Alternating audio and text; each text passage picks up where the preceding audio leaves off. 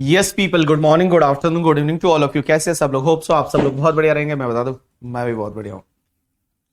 Good morning to all of you. अच्छा, एक trust topic का क्वेश्चन नंबर 12 है, उसमें काफी बच्चों को डाउट है कि उसमें कुछ एरर है। मेरे को चेक करना पड़ेगा, आज मैं चेक करता हूं, चेक करके बताता हूं तुमको कल, ठीक है? चलिए, good morning to all of you. Good morning.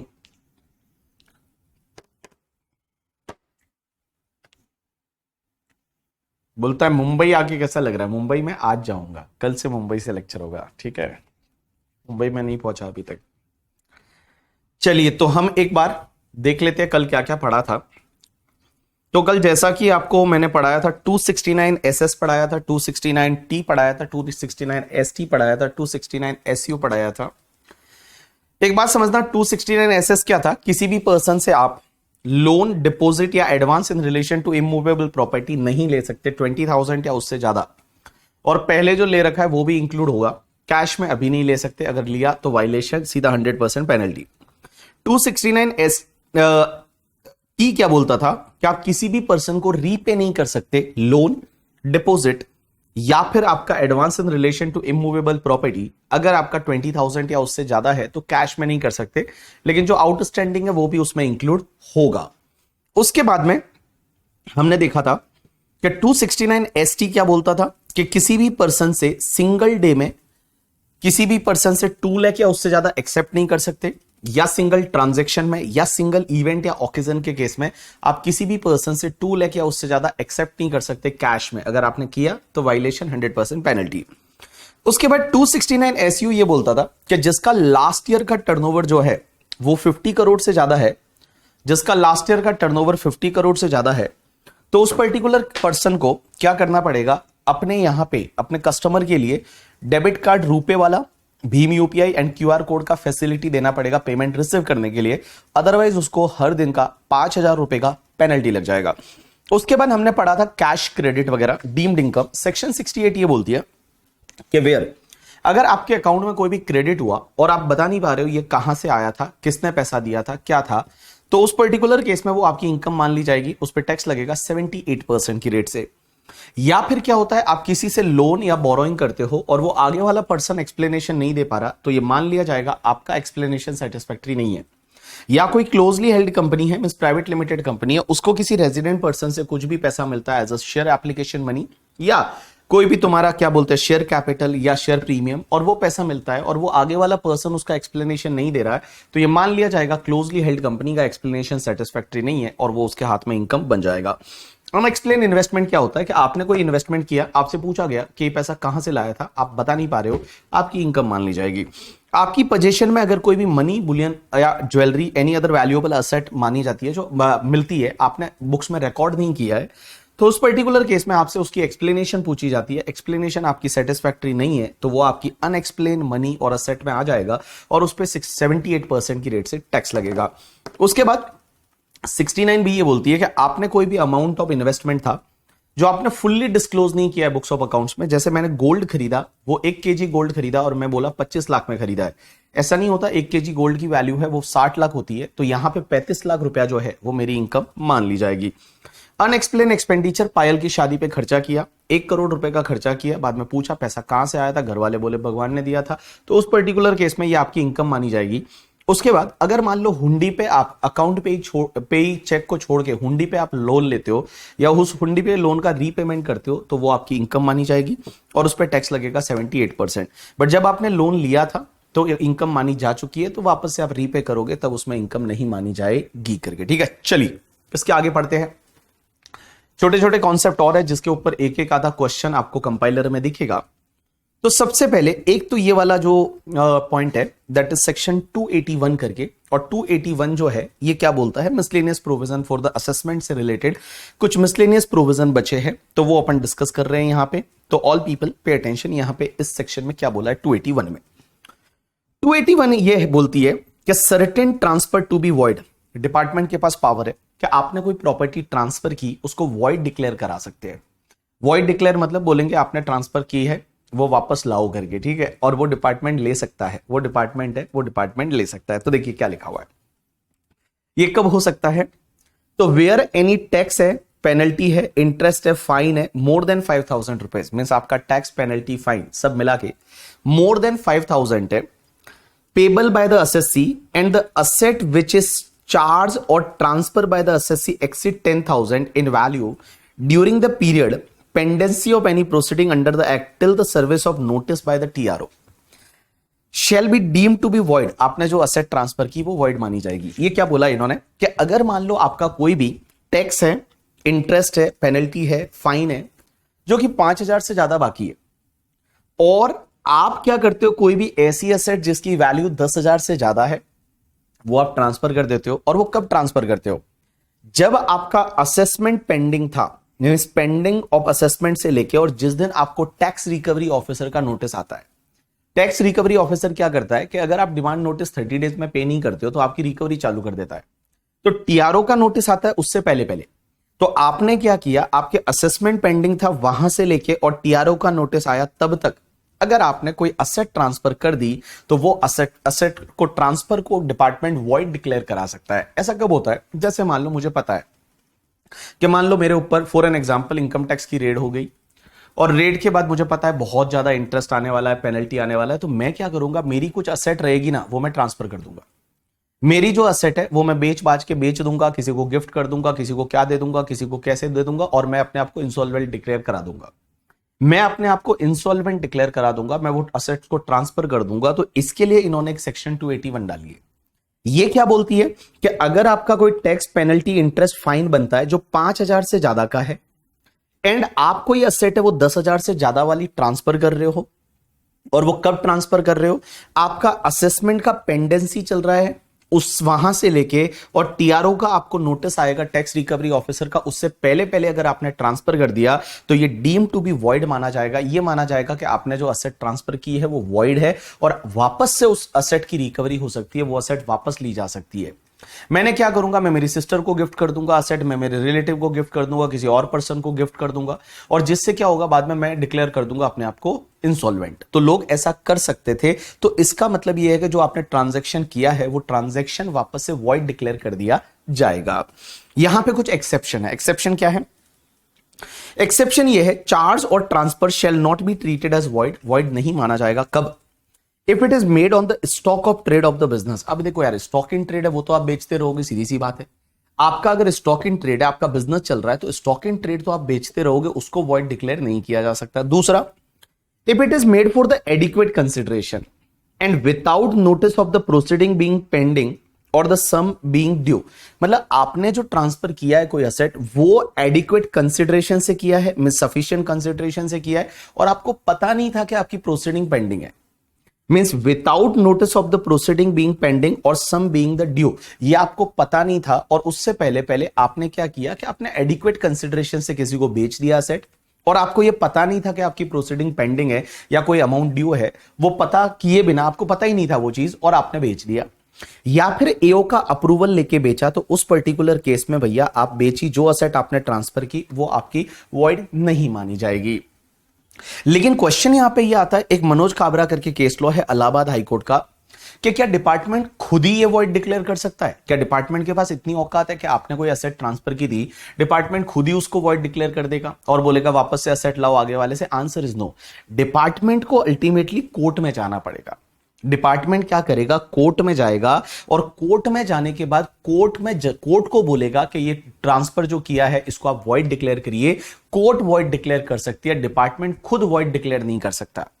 Department जो है उसको कोर्ट में जाना पड़ेगा, कोर्ट में उन्होंने फाइल करना पड़ेगा सूट एसएससी के खिलाफ, और फिर वो कोर्ट जो है वो ट्रांजैक्शन को जो है वो वॉइड डिक्लेयर कर सकता है। डिपार्टमेंट खुद नहीं कर सकता, ऐसा नहीं कि ये खुद ही वॉइड डिक्लेयर कर दे, नहीं। तो देखिए, एक मनोज काबरा केस लॉ में इलाहाबाद हाईकोर्ट ने बोला कि in order to declare a transfer as fraudulent under section 281, an appropriate proceeding in accordance with the law was required to be taken under section 53 of the Transfer of Property Act 8082. The AO is required to file a suit for the declaration of effect that the transaction of transfer was a void under section 281 of the Income Tax Act, but he himself cannot assume jurisdiction to declare the sale deed as void. आपका जो sale deed है वो खुद ही void declare कर दे, ऐसा नहीं है। उसको क्या करना पड़ेगा, कोर्ट में जाना पड़ेगा, सूट फाइल करना पड़ेगा, और जब कोर्ट बोलेगी कि यस जो ट्रांजेक्शन है वो void है, तो उस पर्टिकुलर केस में वो void माना जाएगा करके, ठीक है। चलिए, तो इसके ऊपर आज तक कभी कोई ऐसा क्वेश्चन आया नहीं है, बट हो सकता है कभी 2-4 मार्क का क्वेश्चन आ जाए कि क्या ट्रांजैक्शन को वॉइड कब माना जा सकता है। तो आप ऐसे लिखेंगे कि अगर आपका टैक्स, पेनल्टी, इंटरेस्ट या फाइन है वो 5,000 से ज्यादा है, एंड आप कोई असेट ट्रांसफर कर रहे हो 10,000 से ज्यादा है, और वो आप कब ट्रांसफर कर रहे हो, during the pendency of the assessment till the like TRO का नोटिस आया उसके बीच में कर रहे हो, तो ये जो आपका ट्रांजैक्शन है, जो ट्रांसफर किया आपने कोई प्रॉपर्टी वगैरह, उसको वॉइड डिक्लेयर किया जा सकता है। उसके बाद एक सेक्शन दे रखी है 281B, that is the provisional attachment of the property. इसको लेके एग्जाम में बहुत बार क्वेश्चन आता है, तो इसको आप एलडीआर मान सकते हैं। इसको जो है वो आप एलडीआर मार्क कर सकते हैं। एलडीआर मार्क कर सकते हैं मतलब ये एग्जाम में क्वेश्चन आता ही आता है। ये क्वेश्चन एग्जाम में बहुत बार आया, ये जो एग्जाम में क्वेश्चन आया वो बहुत बार आया कि provisional attachment of the property. अब आप बोलोगे सर एक तो वो रेड में प्रोविजनल अटैचमेंट होता था 6 महीने के लिए, वो रेड में तो होता ही था, रेड में एक प्रोविजनल अटैचमेंट का प्रोविजन और था, ठीक है, कि अगर सर्च होती है और सर्च में उनको लगता है तो आपकी प्रॉपर्टी को प्रोविजनल अटैच कर सकते हैं, वो तो है ही है। ये जो पॉइंट है ना, इस पे बहुत बार एग्जाम में क्वेश्चन आया है। 281B 4 मार्क का क्वेश्चन आता है थ्योरेटिकल, क्या डिपार्टमेंट आपका प्रॉपर्टी को प्रोविजनली अटैच कर सकता है या नहीं। अब एक बात समझना, प्रोविजनली अटैच करने से पहले मैं आपको एक सेक्शन पढ़ाना चाहूंगा 271A करके, जो पेनल्टी की सेक्शन है, पहले मैं वो पढ़ा लेता हूं, उसके बाद में मैं वापस यहां पे आऊंगा, जिससे क्या होगा, क्योंकि यहां पे मुझे ये 271A जो है इस सेक्शन पे आना पड़ेगा। और 271A करके एक सेक्शन डाली, 2 साल पहले डाली, और भाई साहब बड़ी ही गजब सेक्शन डाली है। आप पेनल्टी में आ जाइए, और पेनल्टी वाले टॉपिक में आप देखेंगे एक सेक्शन डाल रखी है 271A करके। और ये पेनल्टी, ये क्या लगता है, ये जो पेनल्टी है किस पे लगती है पता है, आपने अगर बुक्स में कोई भी फ्रॉड एंट्री की है, फेक एंट्री की है, और अगर डिपार्टमेंट को पता चल जाता है, तो डिपार्टमेंट जितना उसका एंट्री का अमाउंट है ना, उतना का उतना 100% आपका पेनल्टी लगा सकता है। मींस आपने क्या किया है, अपने बुक्स ऑफ अकाउंट्स में या तो कोई फेक एंट्री की है, फेक एंट्री का मतलब आपका फेक बिल भी हो गया। आजकल पता है जीएसटी के फेक बिल लेते हैं, आपको याद रहेगा, ध्यान रहेगा, प्रैक्टिकल लाइफ में आपने देखा होगा कि बहुत बार जीएसटी क्रेडिट के लिए हम फेक बिल ले लेते हैं, और लास्ट में इनकम टैक्स को कम करना है तो फेक इनवॉइस लेते हैं। और जो आप ये फेक इनवॉइस लेते हो ना, फेक एंट्री लेते हो, फेक बिल लेते हो, और अगर ये डिपार्टमेंट को पता चल गया तो जितना अमाउंट है ना उसका 100% तक पेनल्टी लगेगा। उसका 100% तक जो है वो 100% तक उसका पेनल्टी लगेगा, और 100% तक पेनल्टी लगेगा। और बड़ी बात ये है कि अगर आपको किसी ने मोटिवेट किया कि नहीं नहीं आप ये फेक एंट्री करिए, तो जिसने मोटिवेट किया है ना उस पे भी 100% तक पेनल्टी लगेगा। एक बात बताओ, जिसने आपको मोटिवेट किया है उस पे भी 100% तक पेनल्टी लगेगा। मतलब जैसे सीए, मान लो चार्टर्ड अकाउंटेंट ने बोला कि तुम ये फेक एंट्री कर दो, या तुम ये फेक इनवॉइस ले लो, या तुम्हारा जो है वो फेक इनवॉइस डाल दो करके, ठीक है। तो अगर सीए ने आपको मोटिवेट किया है तो उस पे भी 100% पेनल्टी लगेगा, उस अमाउंट का, उस अमाउंट का 100% पेनल्टी उस पे भी लगेगा। तो देखिए, सबसे पहले तो इन्होंने बोला हुआ क्या है, यहां पे समझने की कोशिश करते हैं। सबसे पहले सेक्शन 271A ये पेनल्टी क्या बोलती है कि penalty for the false entry, या तो कोई फॉल्स एंट्री करते हो, और omission of any entry which is relevant for the computation of total income of such person to evade the tax liability. Tax liability को इवेड करने के लिए आप तो या तो कोई फॉल्स एंट्री करते हो, या कोई ओमिशन कर देते हो किसी एंट्री का। जैसे मान लो आपने सेल का बिल था और सेल का बिल डाला ही नहीं, आपने जो है वो सेल का बिल है, वो सेल का बिल डाला ही नहीं, आपने जो सेल का बिल है वो सेल का बिल डाला ही नहीं, तो आपने क्या किया, ओमिशन किया किसी एंट्री का। या आपकी कोई इनकम है, वो इनकम आपने रिकॉर्ड नहीं की, यहां पे किस लिए की, जिससे कि आपकी टैक्स लायबिलिटी इवेड हो सके। तो यहां पे एओ, जॉइंट कमिश्नर अपील या सीआईटी अपील के पास पावर है कि वो आपका 100% of amount of such false entry या ओमिटेड एंट्री है, उस पर 100% पेनल्टी लगा सकते हैं।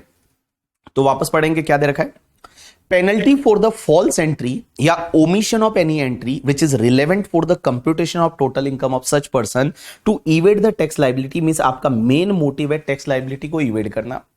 उसके लिए आपने या तो फॉल्स एंट्री डाला है या आपने कोई एंट्री ओमिट कर दी, आपने एंट्री डिलीट कर दी, आपने सेल्स की एंट्री है वो आपने डिलीट कर दी करके, ठीक है। तो उस पर्टिकुलर केस में 100% उस अमाउंट का पेनल्टी लग जाएगा। चलिए, फॉल्स एंट्री का मतलब होता क्या है। ये बोल रहा है आप भी बीबी वर्चुअल में ऐसा कुछ करते हो।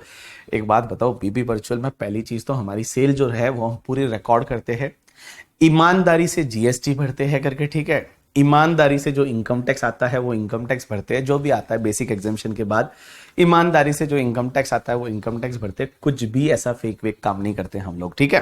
बिकॉज हम लोग पढ़ाते हैं, हमको पता है कि भैया अगर मान लो कभी कैसा कुछ हो गया, जेल वेल में डाला, मैं कहाँ जाऊंगा यार करके, ठीक है।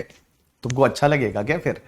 तो देखिए पहले फॉल्स एंट्री का मतलब होता क्या है। तो देखिए false entry means, false entry को डिफाइन कर रखा है, फॉल्स एंट्री इंक्लूड यूज और इंटेंशन टू यूज। आप यूज कर रहे हो या इंटेंशन है आपका यूज करने का, किस चीज को, फॉर्ज और falsified document such as false invoice और in general a false piece of document evidence. Means आप क्या कर रहे हो, यूज कर रहे हो, या इंटेंशन टू यूज है किस चीज का, फॉर्ज या falsified document such as the, आप फेक इनवॉइस है वो फेक इनवॉइस को यूज कर रहे हो, या in general false piece of document है उसको आप यूज कर रहे हो। तो बहुत बार क्या होता है अपन फेक इनवॉइस ले लेते हैं जिसमें एक्चुअल में गुड्स वगैरह नहीं, ये अगले पॉइंट में बताएंगे करके, ठीक है। दूसरा, invoice in respect of supply और रिसिप्ट ऑफ गुड्स और सर्विस और both issued by the person और any other person without actual supply और रिसिप्ट ऑफ सच गुड्स और सर्विस और बोथ। भैया एक बात बताइए, कोई भी ऐसा इनवॉइस है जो सप्लाई और रिसिप्ट ऑफ द गुड्स से रिलेटेड या सर्विस से रिलेटेड है, जिसमें एक्चुअल में गुड्स या सर्विस आया ही नहीं है, सिर्फ बिल ही आया है, जिसमें एक्चुअल में सर्विस जो है वो सर्विस आया ही नहीं है, एक्चुअल में गुड्स आया ही नहीं है, सिर्फ बिल ही आया है। कुल मिला के जो आपके एडजस्टमेंट की एंट्री है यार, जितने भी आप एडजस्टमेंट के लिए बिल लेते हो वो सब तुम्हारे फॉल्स एंट्री में आ जाएंगे, फॉल्स एंट्री में आ जाएंगे। क्योंकि आप एक बात बताओ, मैंने जैसे मान लो खर्चे के लिए बिल लेते हैं लोग, आपने देखा होगा, आपने ऑफिस में ये देखा होगा कि लास्ट में इनकम ज्यादा आ रही है, खर्चे का बिल ले लो, किसी से सर्विस का बिल ले लिया, किसी से गुड्स का बिल ले लिया, और गुड्स एक्चुअल में आया ही नहीं है, एक्चुअल में सर्विस आई ही नहीं है, तो वो तुम्हारे फॉल्स एंट्री में आ जाएगा, 100% पेनल्टी लग जाएगा। दूसरा, invoice in respect of supply और रिसिप्ट ऑफ गुड्स और सर्विस और बोथ टू और from a person who does not exist.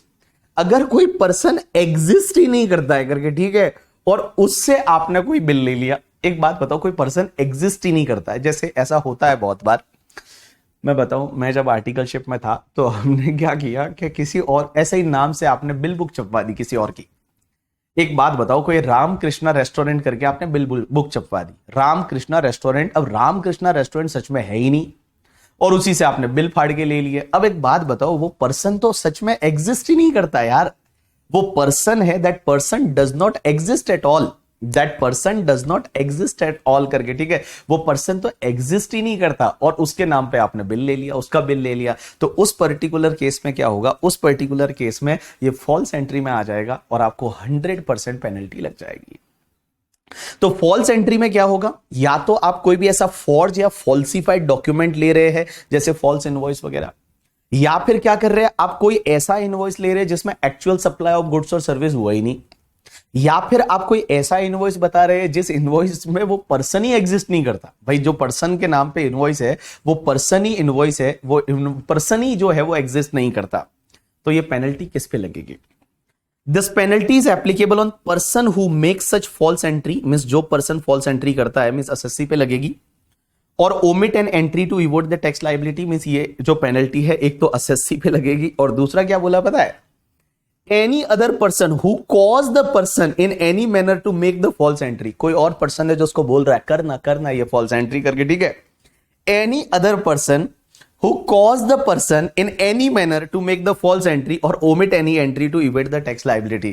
मान लो आपका कोई टैक्स कंसल्टेंट है और वो टैक्स कंसल्टेंट ने आपको ये बताया कि ऐसा कर, ऐसा फॉल्स एंट्री करो, ये पता चल जाता है कि टैक्स कंसल्टेंट ने बताया, तो भाई साहब 100% पेनल्टी उस पर भी लग जाएगी करके, ठीक है। एसएससी पे तो लगेगी करके, ठीक है। जिसने आपको मोटिवेट किया है कि ऐसा कर लो, तो उस पर भी 100% पेनल्टी है, वो लग जाएगी करके, ठीक है। चलिए, यशिका बोलती है ओवर एंड स्टाइपेंड हम पे ये भी लगेगा क्या?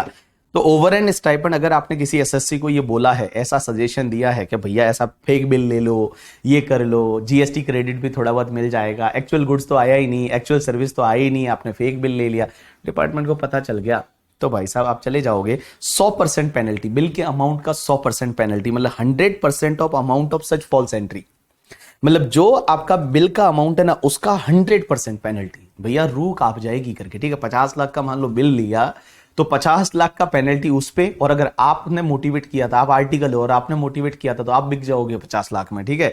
आपको भी करना पड़ेगा। हाँ, चलिए अब अपन एक काम करते हैं। तो यहां पे फॉल्स एंट्री इंक्लूड यूज और intention to use forged falsified document such as false invoice, ये हो गया।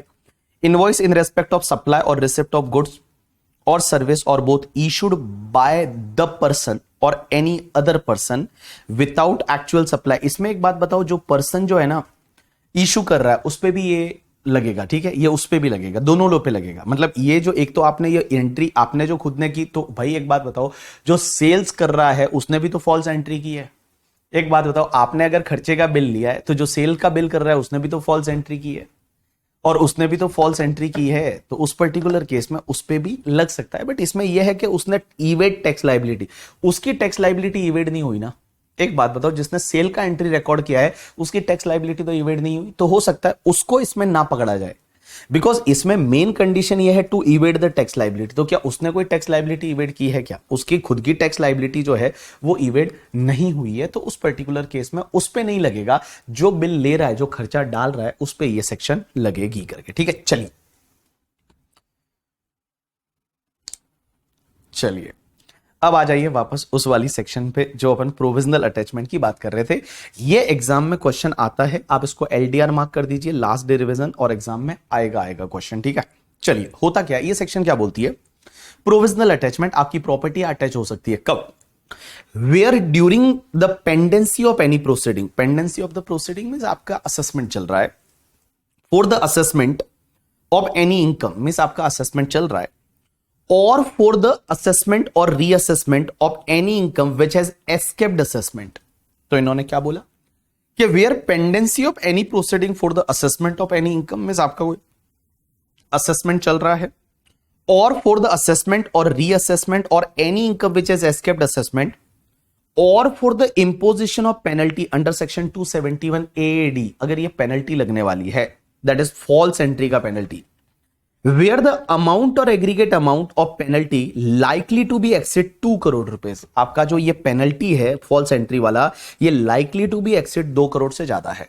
तो देखो वापस से बोल रहा हूं, मैंने क्या बोला कि where during the pendency of any proceeding of the assessment of any income means आपका असेसमेंट चल रहा है, और for the pendency of any assessment और reassessment of any income which has escaped assessment, आपका एस्केप्ड असेसमेंट हुआ था, उसका कोई असेसमेंट चल रहा है, या फिर आप पे कोई पेनल्टी लगने वाली है और वो पेनल्टी का अमाउंट 2 करोड़ से ज्यादा है। पेनल्टी का अमाउंट में यहां पे जो फॉल्स एंट्री वाला जो है, वो फॉल्स एंट्री वाला पेनल्टी 2 करोड़ से ज्यादा है, मतलब आपने फेक बिल लिए है वो 2 करोड़ से ज्यादा है। तो उस पर्टिकुलर केस में एओ के पास पावर है।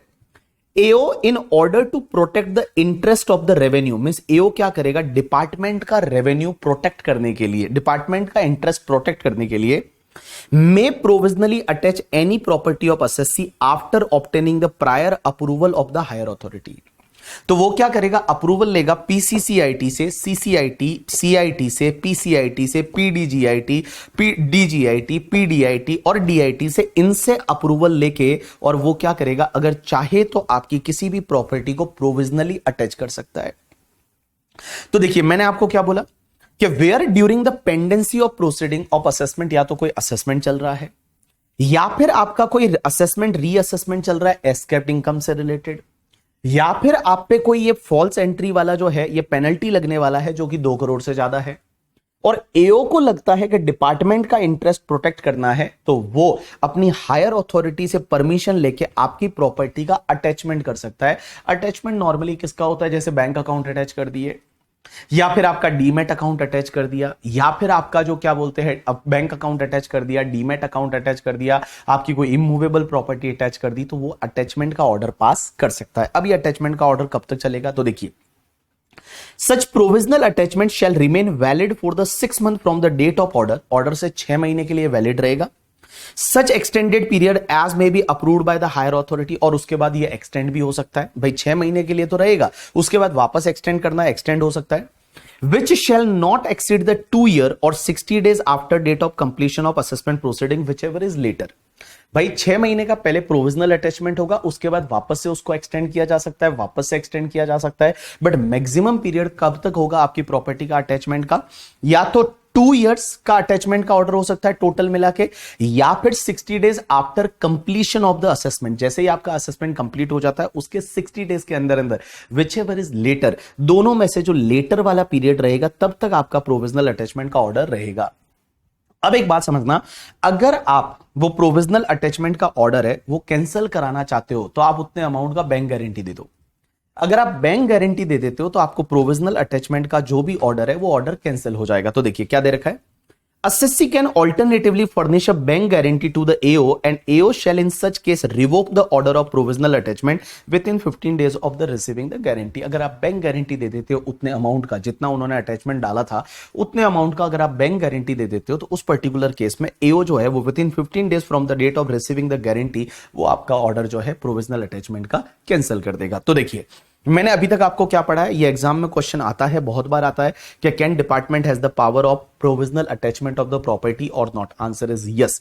तो आप क्या लिखोगे कि अगर आपका कोई असेसमेंट पेंडिंग है, या फिर आपका इनकम एस्केपिंग से रिलेटेड कोई असेसमेंट रीअसेसमेंट पेंडिंग है, या फॉल्स एंट्री में एओ को लगता है आपका पेनल्टी है वो 2 करोड़ से ज्यादा होने वाला है, तो एओ के पास पावर है हायर अथॉरिटी का अप्रूवल लेके वो प्रोविजनल अटैचमेंट का ऑर्डर पास कर सकता है जो कि मैक्सिमम 6 मंथ का रहेगा, बट उसको एक्सटेंड किया जा सकता है, बट मैक्सिमम हो सकता है 2 years का करके, ठीक है, या फिर असेसमेंट कंप्लीशन की डेट से 60 दिन तक और चल सकता है, विच एवर इज लेटर वाला डेट रहेगा तब तक प्रोविजनल अटैचमेंट रहेगा। अगर आप बैंक गारंटी दे देते हो तो उस पर्टिकुलर केस में आपका प्रोविजनल अटैचमेंट है वो रिवोक कर देंगे वो लोग, और भैया वहां से आपकी एसेट को फ्री कर देंगे। चलिए उसके बाद एक सेक्शन 285B करके है, और 285B is not relevant, not more important section. इसमें क्या है कि आपको पता रहेगा जब भी कोई मूवी बनती है या फिर कोई भी वेब सीरीज बनती है तो वहां पे बहुत सारे लोग काम करते हैं, बहुत सारे लोग काम करते हैं। इसका मतलब जैसे आपने देखा होगा वहां एक्टर काम करते हैं, साइड हीरो काम करते हैं, वहां पे बहुत सारे जो है वो क्या बोलते हैं उसको, जो लोग मतलब सपोर्टिंग स्टाफ वगैरह है, काफी लोग काम करते हैं। तो अब एक बात समझना, उनको अगर किसी भी पर्सन ने, किसी भी कंपनी ने, इवेंट मैनेजमेंट कंपनी ने, या जो ओटीटी प्लेटफॉर्म पे जो कंपनी रहती है, उन्होंने क्या किया, 50,000 से ज्यादा का पेमेंट किया है पूरे साल में, तो उसका डिटेल इनकम टैक्स डिपार्टमेंट को देना पड़ेगा in the form number 52A करके। एक फॉर्म होता है करके, ठीक है, एक फॉर्म होता है दैट इज द 52A करके, और 52A में उनको ये डिटेल इनकम टैक्स डिपार्टमेंट को देनी पड़ेगी। तो जब भी कोई मूवी बनती है, और मूवी में क्या होता है, क्रू मेंबर होता है, बहुत बड़े लोग, बहुत ज्यादा लोग होते हैं उसमें, डायरेक्टर होता है, प्रोड्यूसर होता है, उसके बाद एक्टर होता है, एक्ट्रेस होती है, बहुत सारे लाइट पकड़ने वाले होते हैं, बहुत सारे बाकी लोग होते हैं, मेकअप आर्टिस्ट रहते हैं, ये जो जितने भी लोग होते हैं, तो इनको अगर पूरे साल में मिला के 50,000 से ज्यादा का पेमेंट किया है तो उनका डिटेल इनकम टैक्स डिपार्टमेंट को देना पड़ेगा। उनका डिटेल जो है वो इनकम टैक्स डिपार्टमेंट को देना पड़ेगा, और कब तक देंगे, 60 days from the end of the previous year. जैसे ही प्रीवियस ईयर कंप्लीट हुआ उसके 60 डेज के अंदर अंदर फॉर्म नंबर 52A करके है, उसमें देना पड़ता है। तो देखिए क्या दे रखा है, statement by producer of the film और person engaged in the specified activity, या तो producer of the film, film का जो प्रोड्यूसर है वो देगा, या कोई स्पेसिफाइड एक्टिविटी कर रहा है, वो स्पेसिफाइड एक्टिविटी क्या है उन्होंने बताया आगे।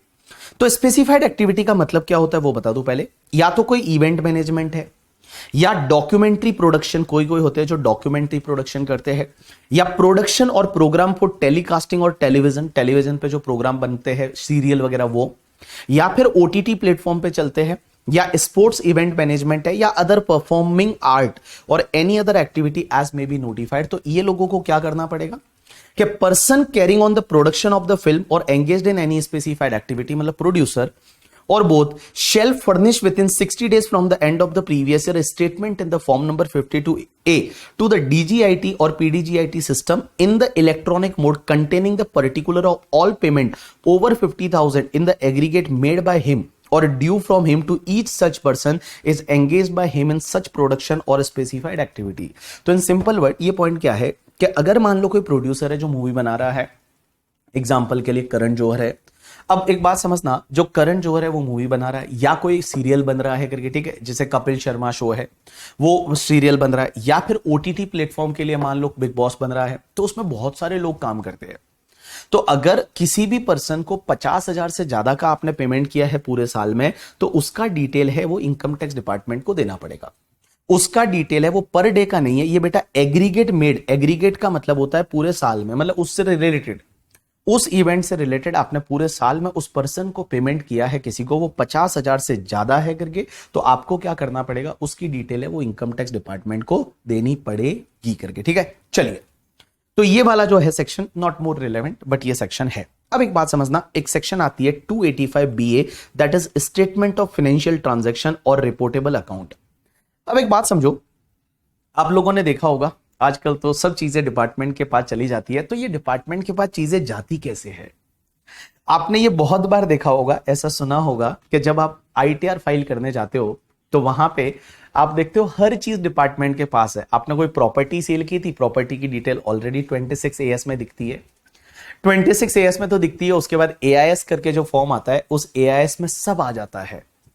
अब आपका डाउट ये रहेगा ये AIS में चीजें आती कहां से? भाई AIS में कहां से चीजें आती है? आपने क्रेडिट कार्ड के बिल का पेमेंट किया, वो डिटेल आपके AIS में दिख जाती है। अगर आप देखोगे आपने म्यूचुअल फंड से कुछ इनकम हुई, वो डिटेल AIS में दिख जाती है। अगर आपको बैंक से कोई इंटरेस्ट मिला, वो डिटेल आपको AIS TIS में दिख जाती है करके, ठीक है। तो आपको ये लगता होगा ये आती कहां से है डिटेल, ये कौन देता है ये डिटेल? तो भैया यहां पे हम पढ़ रहे हैं SFT। SFT का मतलब होता है स्टेटमेंट ऑफ फाइनेंशियल ट्रांजैक्शन।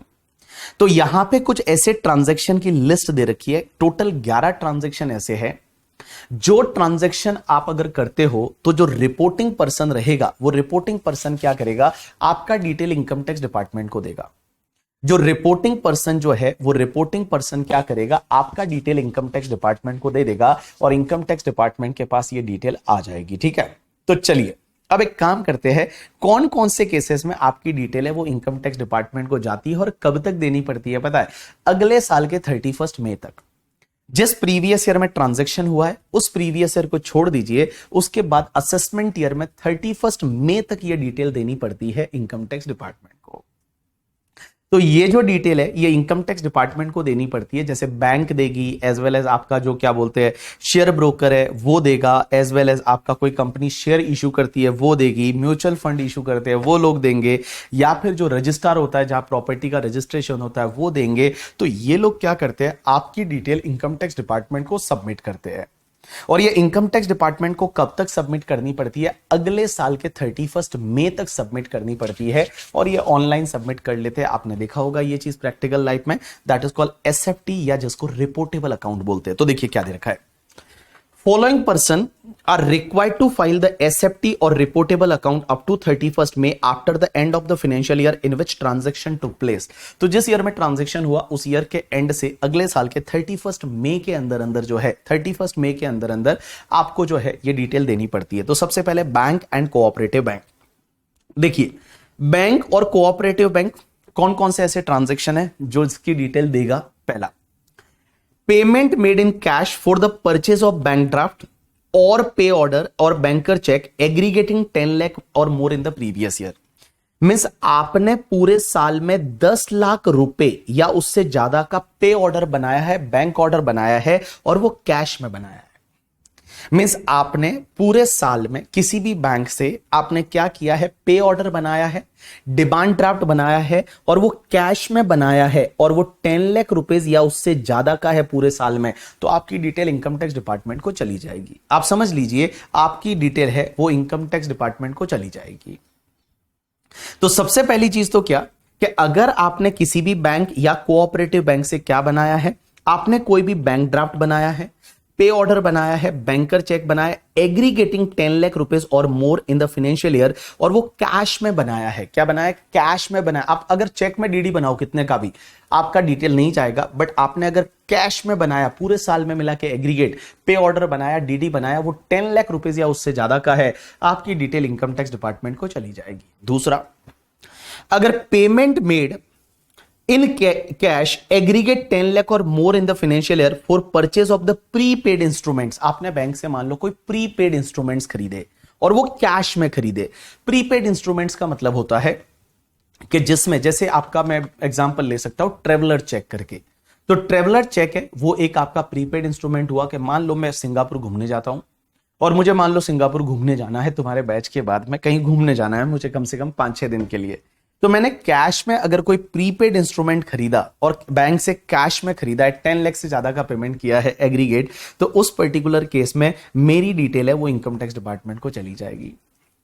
तीसरा, अगर मान लो किसी भी अकाउंट में कैश डिपॉजिट होता है या कैश विड्रॉल होता है, including through the bearer cheque, bearer cheque से जो भी करोगे वो भी कैश ही माना जाएगा, एग्रीगेटिंग टू ₹50 लाख और more in the financial year in one और फ्रॉम वन और more current account of the person, means किसी भी पर्सन के अकाउंट में पूरे साल में मिला के या तो कैश डिपॉजिट होता है या कैश विड्रॉ होता है, दोनों में से एक चीज, और वो 50 लाख रुपीस या मोर है करंट अकाउंट में, तो आपकी डिटेल इनकम टैक्स डिपार्टमेंट को चली जाएगी। तो आपकी डिटेल है वो इनकम टैक्स डिपार्टमेंट को चली जाएगी। तो देखिए इनकम टैक्स डिपार्टमेंट को कब कब डिटेल जाती है। सबसे पहला, आपने कैश में अगर कोई भी बैंक ड्राफ्ट बनाया, पे ऑर्डर बनाया, पूरे साल का मिला के 10 लाख या उससे ज्यादा, आपकी डिटेल चली जाएगी। आपने कोई प्रीपेड इंस्ट्रूमेंट खरीदा कैश में 10 लाख से ज्यादा एग्रीगेट, आपकी डिटेल इनकम टैक्स डिपार्टमेंट को चली जाएगी। अगर आपने अपने करंट अकाउंट में कैश डिपॉजिट किया या कैश विड्रॉ किया और वो करंट अकाउंट में 50 लाख रुपीस और मोर है इन द फाइनेंशियल ईयर, तो आपकी डिटेल इनकम टैक्स डिपार्टमेंट को चली जाएगी। तो आपके कैश डिपॉजिट या कैश विड्रॉ दोनों यहां एग्रीगेट नहीं करना है, मतलब कैश डिपॉजिट और कैश विड्रॉ को अलग अलग देखा जाएगा, साथ में एग्रीगेट नहीं करना। ऐसा नहीं कि 30 लाख का डिपॉजिट हुआ था 30 लाख का विड्रॉ तो 50 लाख की लिमिट क्रॉस, ऐसा नहीं। यहां पे आइदर कैश डिपॉजिट हुआ है करंट अकाउंट में या फिर कैश विड्रॉ हुआ है करके, ठीक है, एग्रीगेट 50 लाख और मोर इन और फ्रॉम वन और more current account of the person, means आपके करंट अकाउंट में एक या एक से ज्यादा करंट अकाउंट में मिला के। अब उसमें एक बात समझना, नॉर्मली एक बैंक के साथ ही आपके 2-3 करंट अकाउंट है तो वो सबको मर्ज किया जाएगा, बट अगर दूसरी बैंक के साथ है तो उनको कैसे पता चलेगा किसमें से कितना कैश विड्रॉ किया है या कितना कैश डिपॉजिट किया है। तो आप ये समझिए एक ही बैंक के साथ जो करंट अकाउंट है उसमें एग्रीगेट पूरे साल का मिला के 50 लाख या उससे ज्यादा का इधर डिपॉजिट हुआ है या 50 लाख या उससे ज्यादा का विड्रॉ हुआ है, तो आपकी डिटेल है वो इनकम टैक्स डिपार्टमेंट को चली जाएगी। लेकिन सेविंग अकाउंट के लिए क्या लिमिट है, तो अगले लाइन में दे रखा है, सेविंग अकाउंट में अगर आपका कैश डिपॉजिट होता है, यहां विड्रॉल नहीं है, यहां सिर्फ डिपॉजिट है, कैश डिपॉजिट होता है aggregate to the 10 lakh rupees और more in the financial year one और more account other than the current account and the time deposit, मतलब इन सिंपल वर्ड आपके सेविंग अकाउंट में अगर 10 लाख या उससे ज्यादा का कैश डिपॉजिट होता है ना, तो आपकी इनकम टैक्स डिपार्टमेंट को डिटेल जाएगी। तो सेविंग अकाउंट के केस में आपका सिर्फ डिपॉजिट है। देखो करंट अकाउंट में क्या था, या तो डिपॉजिट या विड्रॉ 50 लाख या मोर होना चाहिए। यहां पे क्या है, सेविंग अकाउंट के केस में सिर्फ आपका कैश डिपॉजिट है। अगर डिपॉजिट एग्रीगेटिंग 10 लाख रुपीज और मोर हो जाता है इन अ फाइनेंशियल ईयर वन और more account other than the current account और टाइम डिपॉजिट, एफडी और करंट अकाउंट को छोड़ के, मतलब आपका सेविंग अकाउंट बचा। तो सेविंग अकाउंट में अगर 10 लाख या उससे ज्यादा का डिपॉजिट हो जाता है, आपकी डिटेल इनकम टैक्स डिपार्टमेंट को चली जाएगी। उसके बाद में आप क्या करते हैं, एफडी बनवाते हैं। तो देखिए क्या दे रखा है, एफडी किसके साथ बनाते हैं, या तो बैंक के साथ या कोऑपरेटिव बैंक के साथ या पोस्ट ऑफिस के साथ या निधि के साथ या एनबीएफसी के साथ। निधि का मतलब होता है चिट फंड और एनबीएफसी का मतलब जैसे Bajaj finance, Shriram finance, that is called NBFC. इनके साथ में आप वन और more time deposit, time deposit का मतलब होता है fix deposit, other than made through the renewal of the other TD, मतलब पहले टाइम डिपॉजिट का रिन्यूअल होता है, रिन्यूअल को कंसिडर नहीं करेंगे, रिन्यूअल को कंसिडर नहीं करेंगे, मतलब पहली बार अगर आप कोई एफडी बनाते हो पूरे साल का मिला के अगर 10 लाख या उससे ज्यादा का एफडी है, तो आपकी डिटेल इनकम टैक्स डिपार्टमेंट को चली जाएगी। तो देखिए मैंने क्या बोला, आप बैंक के साथ, कोऑपरेटिव बैंक के साथ, पोस्ट ऑफिस के साथ, निधि के साथ, एनबीएफसी के साथ आप एफडी बनाते हैं, और वो एफडी जो है वो 10 लाख या उससे ज्यादा का है पूरे साल में मिला के एग्रीगेट। और यहां पे कैश नहीं बोला, यहां चेक से, किसी से भी, कैसे भी आपकी अगर एफडी बनती है बैंक के साथ में, कोऑपरेटिव बैंक के साथ में, पोस्ट ऑफिस के साथ में, निधि के साथ में, एनबीएफसी के साथ में, और वो एफडी का अमाउंट पूरे साल का मिला के 10 लाख या उससे ज्यादा है, तो बेटा आपकी डिटेल इनकम टैक्स डिपार्टमेंट को जाएगी।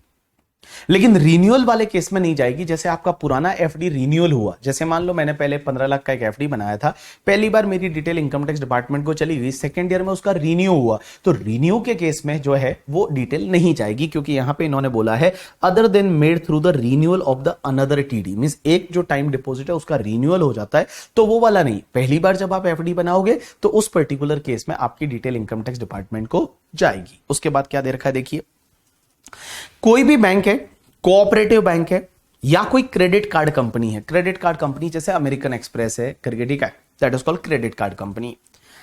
आपने क्या किया, क्रेडिट कार्ड का पेमेंट किया, कितना, payment made by any person in aggregate, या तो 1 लाख रुपीज और मोर का कैश में क्रेडिट कार्ड का बिल पे किया है, 1 लाख रुपीज या मोर का आपने कैश में क्रेडिट कार्ड का बिल पे किया है, या 10 लाख रुपीज और more by any other mode against the bills raised in respect of one or more credit card issued by that person in the financial year।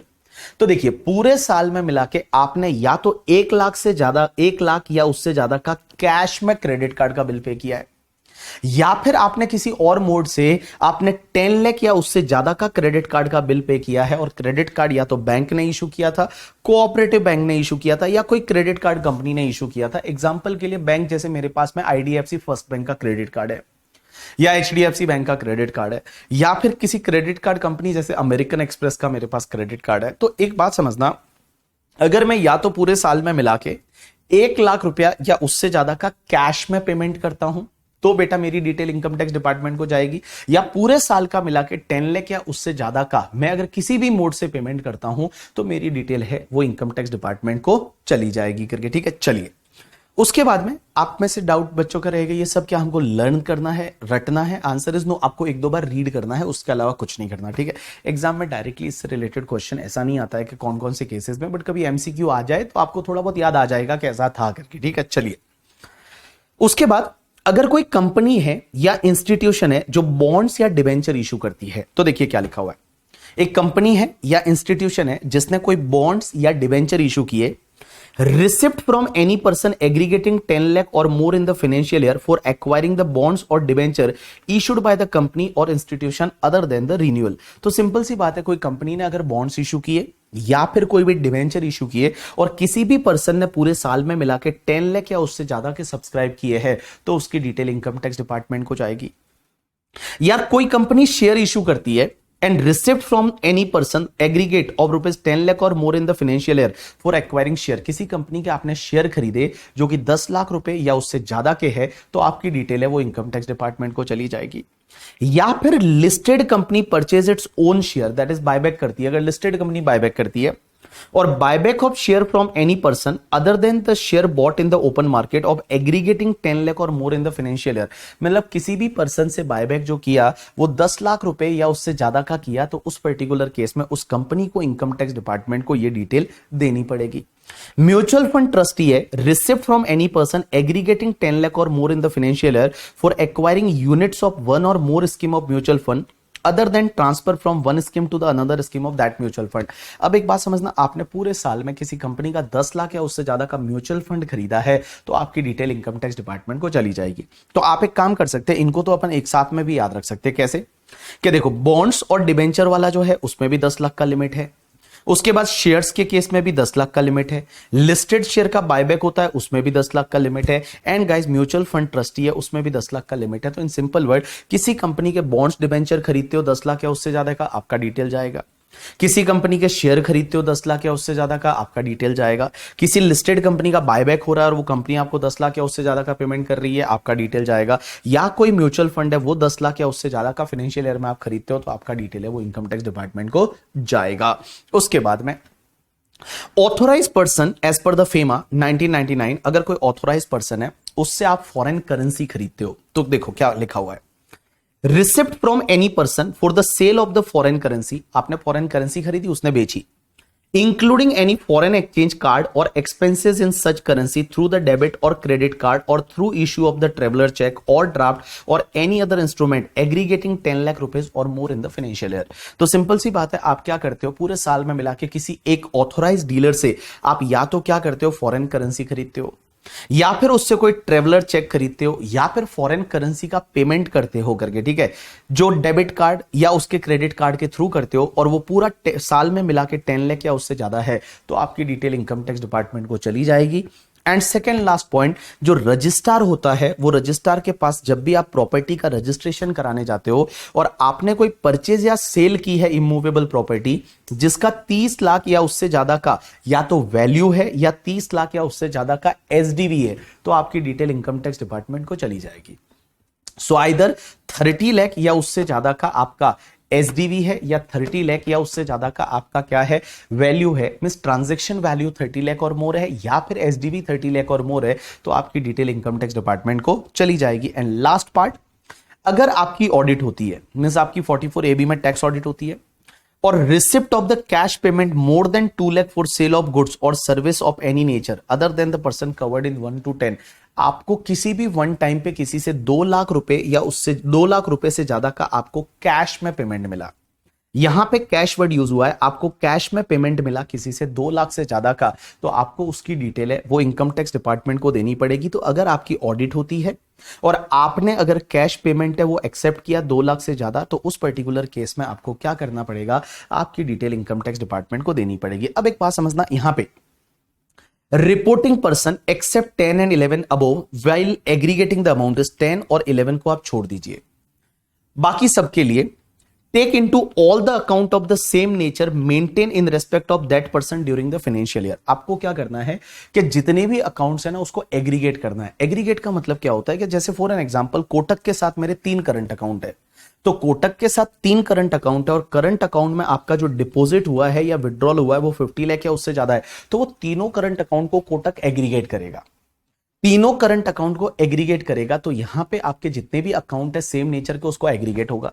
या मान लो मेरे जो सेविंग बैंक अकाउंट है ICICI bank के साथ और उसमें डिपॉजिट हुआ है, 3 सेविंग बैंक अकाउंट है आईसीआईसीआई बैंक के साथ ही, अब उसमें क्या हुआ है, एक में डिपॉजिट 5 लाख हुआ, दूसरे में 5 लाख हुआ, तीसरे में 5 लाख हुआ कैश में, तो क्या तीनों को एग्रीगेट करना पड़ेगा? Answer is yes.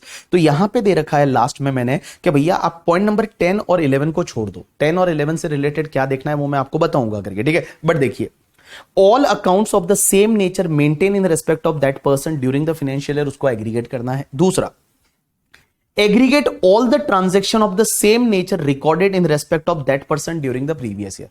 मींस जो सेम नेचर के ट्रांजैक्शन है ना उसको आपको एग्रीगेट करना है। For an example, same nature के ट्रांजैक्शन का मतलब जैसे मान लो आपने किसी कंपनी के शेयर खरीदे, अब आपने पहले शेयर खरीदे 5 लाख के उस कंपनी के, थोड़े दिन बाद वापस आपने 5 लाख के खरीदे, थोड़े दिन बाद वापस आपने 5 लाख के उसी कंपनी के शेयर खरीदे, तो एग्रीगेट मिला के आपका 10 लाख या उससे ज्यादा हो गया, तो आपको ये एग्रीगेट करना पड़ेगा, यहां पे एग्रीगेट होगा। तीसरा पॉइंट क्या दे रखा है, attribute entire value of transaction or aggregate value of all the transaction to all the person in a case where account are maintained or transaction is recorded in the name of more than one person। भाई ऐसा भी तो हो सकता है ना, जैसे joint account है, तो जॉइंट अकाउंट है तो उस पर्टिकुलर केस में सर कैसे करेंगे, किसका रिपोर्टिंग जाएगा? दोनों का जाएगा।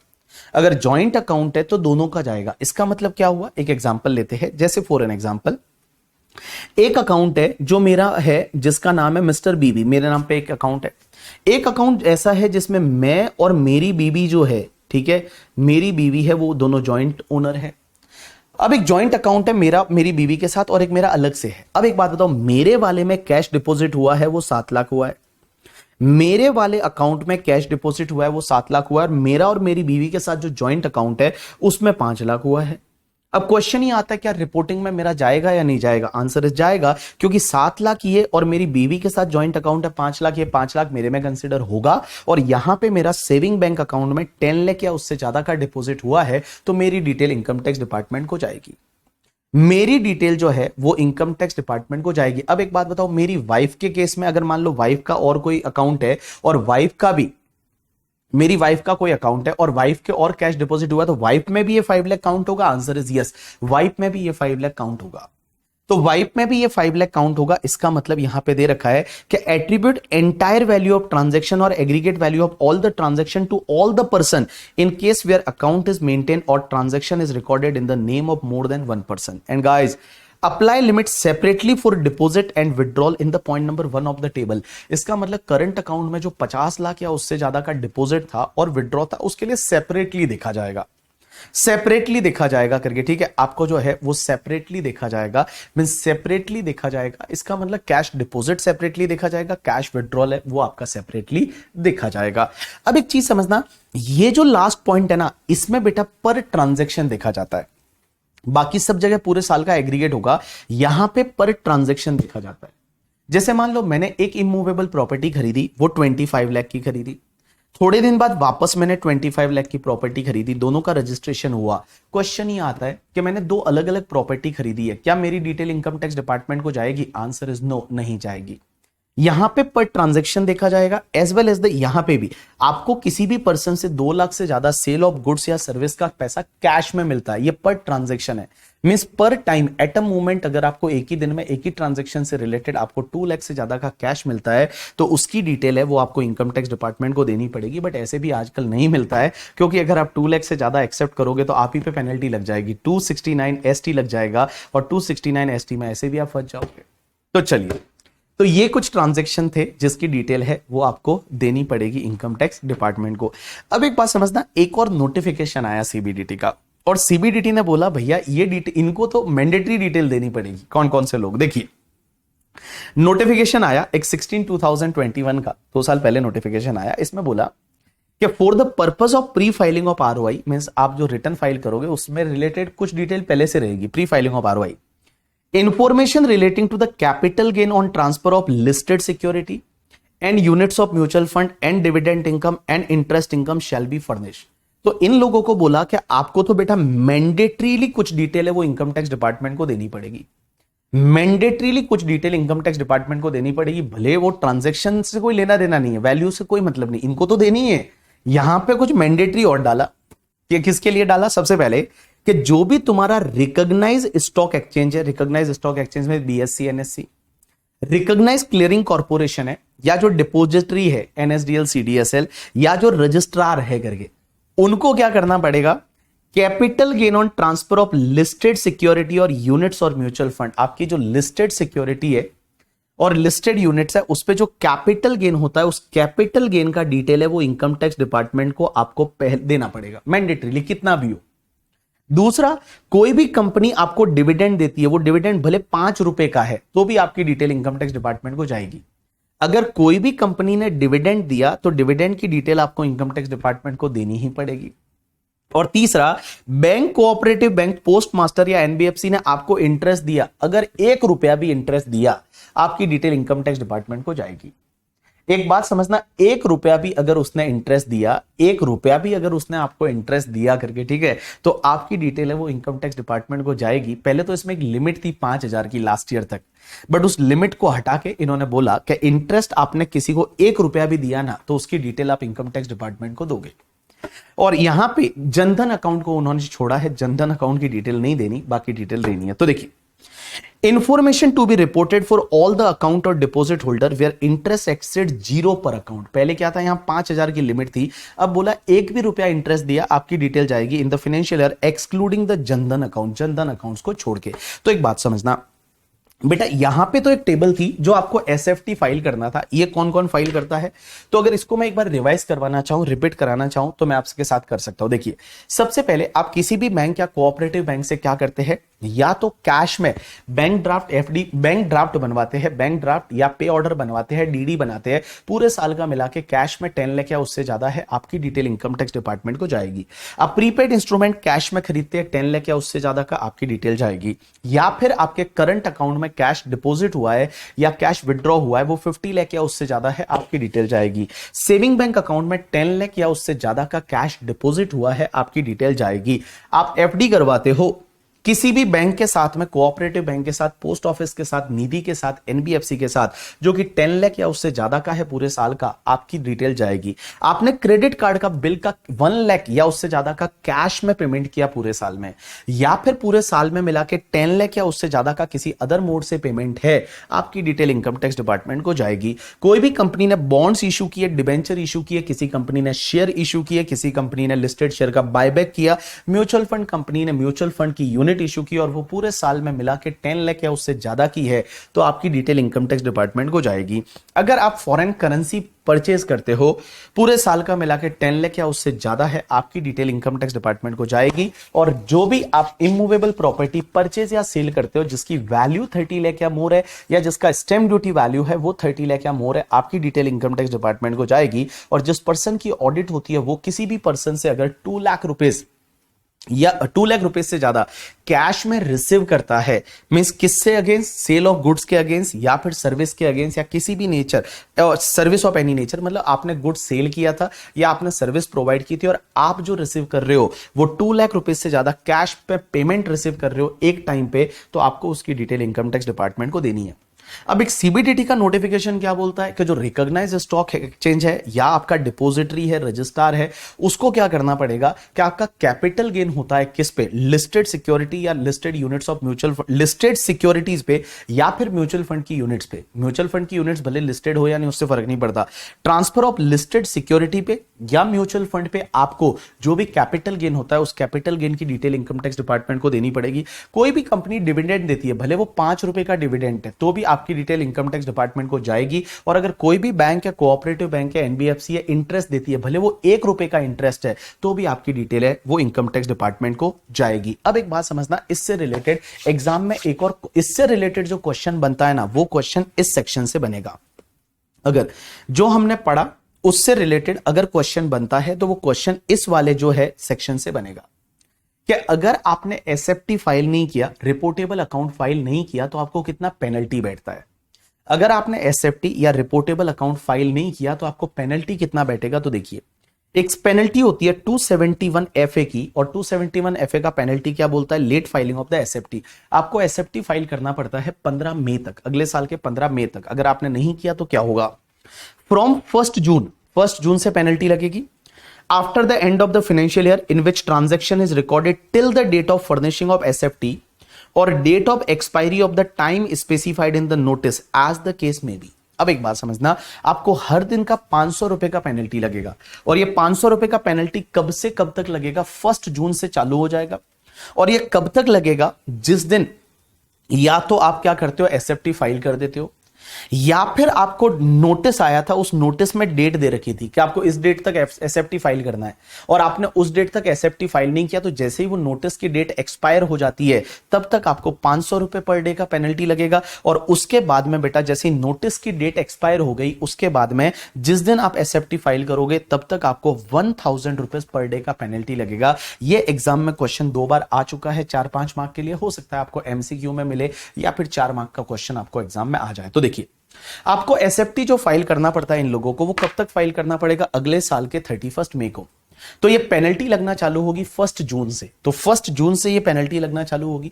कब तक लगेगी, या तो आप एसएफटी फाइल कर देते हो तब तक, या फिर ये लोग क्या करेंगे, आपको एक नोटिस भेजेंगे और आपको बोलेंगे कि आपको इतने टाइम में एसएफटी फाइल करना है। आपको एक नोटिस भेजेंगे, उस नोटिस में बोलेंगे इतने टाइम में आपको एसएफटी फाइल करना है। तो जो उन्होंने टाइम एक्सपायर हो जाता है तब तक आपको वो पेनल्टी 500 की लगेगी। अगर वो टाइम एक्सपायर हो गया तो उसके बाद में आपको जो पेनल्टी है वो हर दिन 1000 रुपए की पेनल्टी लगेगी करके, ठीक है। अब एक बात समझना, आपने क्या किया, अगर इनकरेक्ट इंफॉर्मेशन दे दी तो, अगर एसएफटी में आपने इनकरेक्ट इंफॉर्मेशन दी एसएफटी में, तो आपको 50,000 रुपए का पेनल्टी लगेगा। एक सेक्शन होती है 271FAA, और ये सेक्शन क्या बोलती है, देखिए, penalty is ₹50,000 will be levied by IT authority if it is satisfied that inaccuracies due to failure to comply with the due diligence requirement or deliberate on the part of that person। आपने जानबूझ के गलत detail दी है SFT में। अगर आपने जानबूझ के गलत डिटेल दी है, जानबूझ के मींस डेलिबरेटली, आपको पता था कि ये गलत डिटेल है, आपने जानबूझ के इनएक्यूरेट इंफॉर्मेशन फाइल की है एसएफटी में, तो भैया आपको 50,000 का पेनल्टी लगेगा। And person know the inaccuracy at the time of furnishing the SFT but does not inform the IT authority. भाई आपको इनएक्यूरेसी पता थी, मतलब जो बैंक है बैंक को पता था कि इसमें गलत डिटेल दे रहे हैं, उनको पता था, बट तो भी उन्होंने आईटी अथॉरिटी को नहीं बताया। या person discover the inaccuracy after the SFT is furnish but fail to furnish the correct information. भाई बाद में आपको पता चल गया कि ये इंफॉर्मेशन गलत दी है, आपको पता चल गया, तो फिर आपको बताना चाहिए ना इनकम टैक्स डिपार्टमेंट को। अगर आपने नहीं बताया तो आपको 50,000 रुपए का पेनल्टी है, वो बैठेगा अंडर सेक्शन 271 FAA। तो देखिए मैंने यहां पे क्या बोला, समझने की कोशिश करना कि अगर बैंक है या कंपनी है, उन्होंने कोई इनएक्यूरेट इंफॉर्मेशन दी है एसएफटी में, और इनएक्यूरेट इंफॉर्मेशन एसएफटी में दी है, वो डेलिबरेटली दी है, या तो inaccuracy due to the failure to comply with the due diligence requirement और deliberate on the part of that person, या आपको वहां पे इनएक्यूरेसी पता थी और आपने उनको बताई नहीं, या बाद में पता चली आपने उनको नहीं बताई, तो आपको 50,000 रुपए का पेनल्टी लगेगा। अब एक बात समझना, नेक्स्ट पॉइंट ये इसी साल से अमेंडमेंट हुआ है, इन्होंने बोला penalty of ₹5,000 for every reportable account also, means हमको भी पेनल्टी लग जाएगी 5,000 रुपए की। कब? in addition to the penalty of 50,000 if it is provides inaccurate information in SFT or inaccuracies due to the false or inaccurate information furnished by the holder of account। अगर मान लो हमने गलत डिटेल दी थी, हमने फॉर एन एग्जांपल हमने गलत detail दी थी, मान लो मैंने गलत पेन नंबर दिया था, मैंने गलत पेन नंबर दिया था, तो एक बात बताइए, जब मैंने गलत डिटेल दी थी, मैंने गलत पेन नंबर दिया था, मैंने गलत डिटेल दी थी, तो मेरी जो गलत डिटेल है वो बैंक ने भी आगे गलत दी, तो यहां पे बैंक को 5,000 रुपए का पेनल्टी लगेगा। बट ये 5,000 रुपया बैंक मेरे से रिकवर कर सकता है, ये 5,000 रुपया बैंक जो है वो मेरे से रिकवर कर सकता है। तो देखिए समझने की कोशिश करना, सबसे पहली चीज तो यहां क्या बोला है कि अगर मान लो बैंक वगैरह है, उन्होंने इनएक्यूरेट इंफॉर्मेशन दी और वो डेलिबरेटली दी, उनको पता था कि ये इनएक्यूरेट है, उन्होंने बताया नहीं, या बाद में पता चला तो भी उन्होंने वापस से करेक्ट जो है वो एसएफटी फाइल नहीं किया, तो बैंक को 50,000 रुपए का पेनल्टी लगेगा। अब एक बात समझना, इसके साथ साथ में भैया 50,000 तो लगेगा, अब उसके साथ साथ में जितना गलत डिटेल है हर रिपोर्टेबल अकाउंट का, जिसका पेन नंबर वगैरह गलत डाला है, उसमें 5,000 रुपए का पेनल्टी और लगेगा बैंक को। लेकिन बैंक ये 5,000 रुपए जो है वो मेरे से कलेक्ट कर सकता है। तो अगली लाइन में क्या दे रखा है, where such penalty is levied, where such penalty is paid by reporting person means bank, such person entitled to recover such sum so paid on behalf of account holder or to retain out of the money that may be in its possession। तो भैया वो मेरे bank account से 5,000 रुपया फिर काट सकते हैं और मेरे से वो ले सकते हैं करके, ठीक है। So this is all about the penalty. Exam में क्वेश्चन जो आ सकता है वो इससे आ सकता है कि भैया एसएफटी अगर आपने 31 मई तक फाइल नहीं किया तो 1 जून से आपको हर दिन का 500 रुपए का पेनल्टी, और भैया कब तक लगेगा, जब तक आप एसएफटी फाइल नहीं करते, या फिर वो नोटिस भेजेंगे और वो नोटिस में बोलेंगे इस दिन तक एसएफटी फाइल करो, वो टाइम जैसे ही एक्सपायर हो जाता है तब तक 500 रुपए का पेनल्टी। अब एक बात समझिए, अगर मान लो आपका टाइम भी एक्सपायर हो गया, उसके बाद भी आप एसएफटी लेट फाइल कर रहे हो, तो जैसे ही वो टाइम नोटिस में दे रखा है वो एक्सपायर होता है, उसके बाद से 1,000 पर डे का पेनल्टी लगेगा। अगर आपने कुछ इनएक्यूरेट इनकरेक्ट इंफॉर्मेशन फाइल की है, तो इनएक्यूरेट और इनकरेक्ट इंफॉर्मेशन जो फाइल की है वो इंफॉर्मेशन जो है, अगर उसके लिए 50,000 का पेनल्टी, अगर डेलिबरेटली आपने गलत फाइल की है तो। अब आपको आपने गलत फाइल की है क्योंकि आपको मिला ही गलत था आगे वाले से, तो अगर आगे वाले ने आपको गलत इंफॉर्मेशन दी थी तो उसमें हर अकाउंट का 5,000 रुपए का हम पेनल्टी और लेंगे, और बेटा आप जो ये 5,000 रुपए बैंक वाले हैं वो फिर अकाउंट होल्डर से कलेक्ट कर सकते हैं। This is all about the section 271FA and 271FAA। चलिए एक काम करिए, कंपाइलर में एक छोटा सा क्वेश्चन दे रखा है, फटाफट इस क्वेश्चन को आप कर लीजिए। दैट इज द आपका क्वेश्चन दे रखा है, क्वेश्चन एक छोटा सा दे रखा है, इस क्वेश्चन को कर लीजिए, और ये एग्जाम में क्वेश्चन आया हुआ है, स्टडी मैट में भी दे रखा है, क्वेश्चन नंबर 6 देख लीजिए इसको, क्वेश्चन नंबर 6।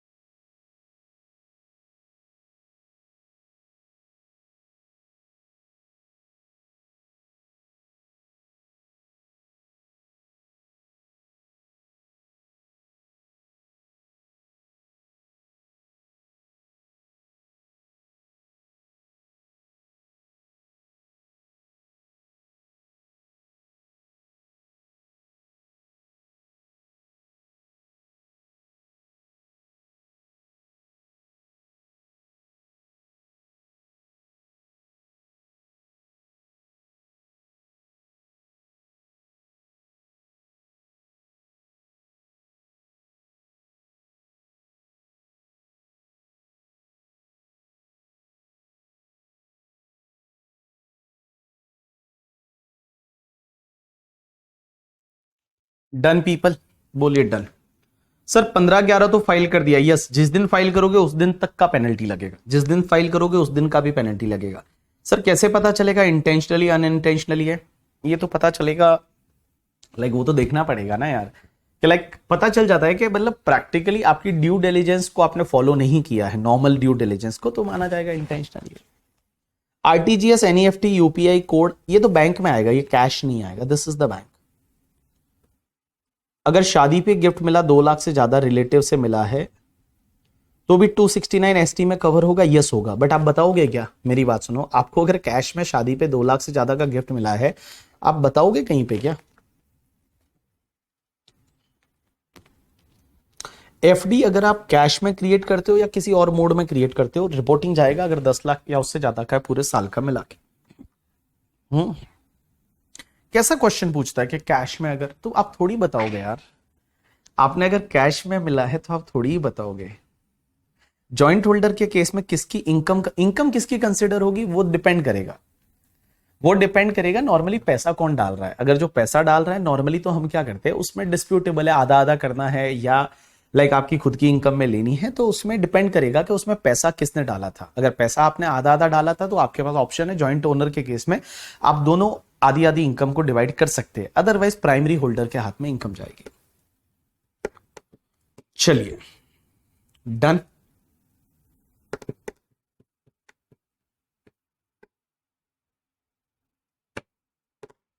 चलिए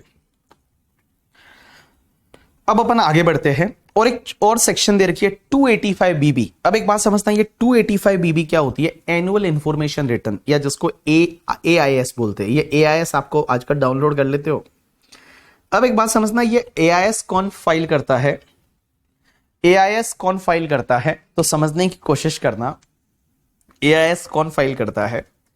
तो जैसे इनकम टैक्स डिपार्टमेंट के पास आपकी इंफॉर्मेशन चली जाती है, इनकम टैक्स डिपार्टमेंट क्या करता है? एआईएस अपलोड करता है। मींस ये इनकम टैक्स डिपार्टमेंट आपका एआईएस है, जो इंफॉर्मेशन है वो अपलोड कर देगा, जिससे कि आपको 26 एएस में दिख जाएगा।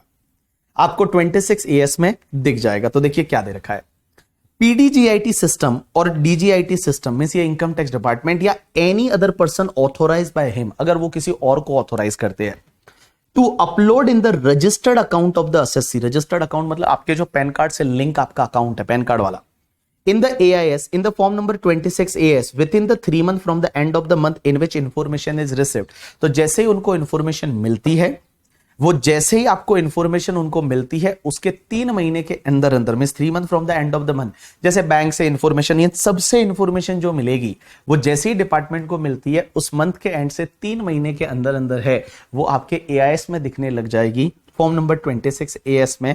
अब एक बात बताऊं, ये आपकी कुंडली है पूरी, तो एआईएस में सब चीजें आएगी। इसमें इंफॉर्मेशन क्या क्या आएगी?